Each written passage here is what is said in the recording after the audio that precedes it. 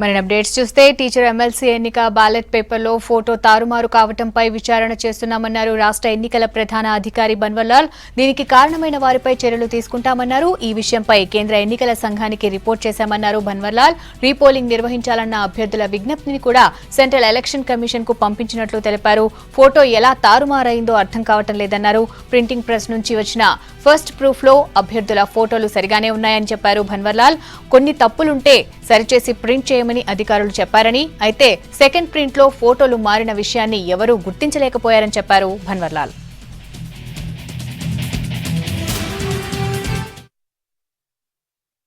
Hyderabad Rangareddy Mahabub Nagar teachers కాన్స్టిట్యుయెన్సీలో ఒక candidate ఆది లక్ష్మయ్య గారి ఫోటో బ్యాలెట్ పేపర్లో పాపన్న గారి Manik Reddy serial number 9 photograph ఆయన పేరు అగేన్స్ట్ పడింది. అది ఎట్లా జరిగింది ఇప్పుడు నేను చూశాను కూడా. ప్రతి రిటర్నింగ్ ఆఫీసరు వాళ్ళు ఫామ్ 7B అంటే లిస్ట్ ఆఫ్ కంటెస్టింగ్ క్యాండిడేట్ పంపిస్తున్నారు. దాంట్లో పాటు వాళ్ళు ఫోటోగ్రాఫ్ కూడా పంపిస్తారు.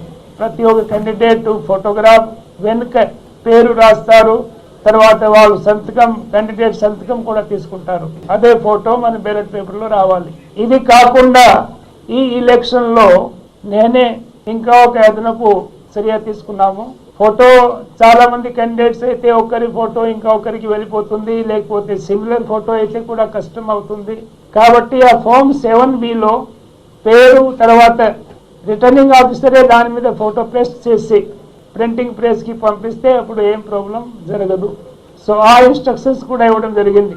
దాని తర్వాత ప్రింటింగ్ ప్రెస్ వాళ్ళు ఇలాగా బ్యాలెట్ పేపర్ ప్రూఫ్ తయారు చేసి పంపిస్తున్నారు.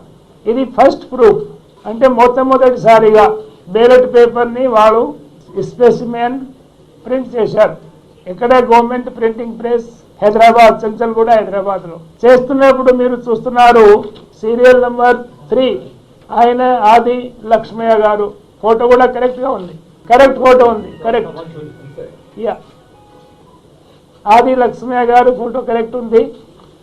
తర్వాత సీరియల్ నెంబర్ 9 ఆయన ఫోటో కూడా ఇక్కడ. పాపన్న గారి మాణిక్ రెడ్డి ఫోటో కూడా ఇక్కడ చూడండి. దిస్ సైడ్ ఇక్కడ ఈ ఫోటో కూడా కరెక్ట్గా ఉంది.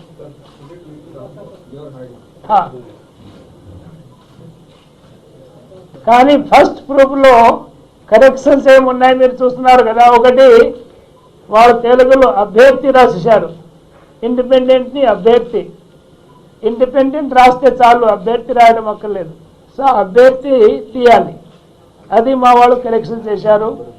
ఇంకా కొద్దిగా స్పెల్లింగ్ మిస్టేక్స్ కూడా ఉన్నాయి కొన్ని క్యాండిడేట్స్లో, అది కరెక్ట్ చేశారు. సో ఇది ఫస్ట్ ప్రూఫ్ అయిన తర్వాత సెకండ్ ప్రూఫ్ మళ్ళీ వాళ్ళు పంపిస్తారు. ఇక్కడ కూడా పంపించారు.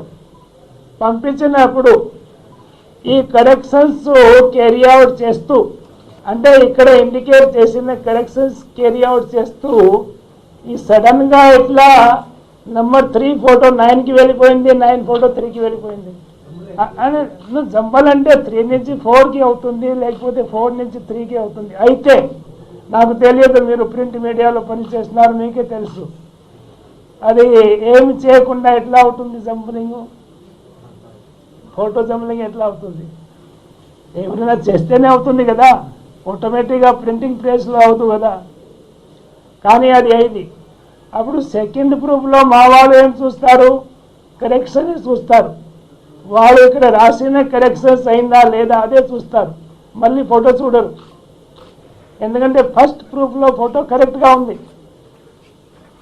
సో సెకండ్ ప్రూఫ్లో వాళ్ళు కరెక్షన్స్ మాత్రమే చూశారు, అన్నీ సరిగా ఉన్నాయి.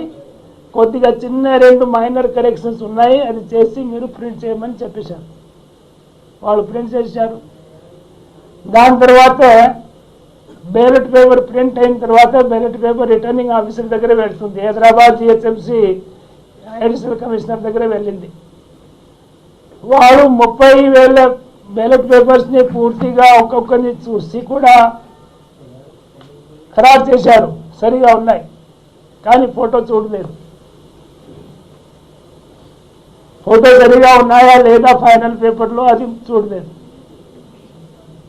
ఇప్పుడు 2 ఫోటోలో కూడా నేను చూశాను, చాలా సిమిలారిటీ ఉంది,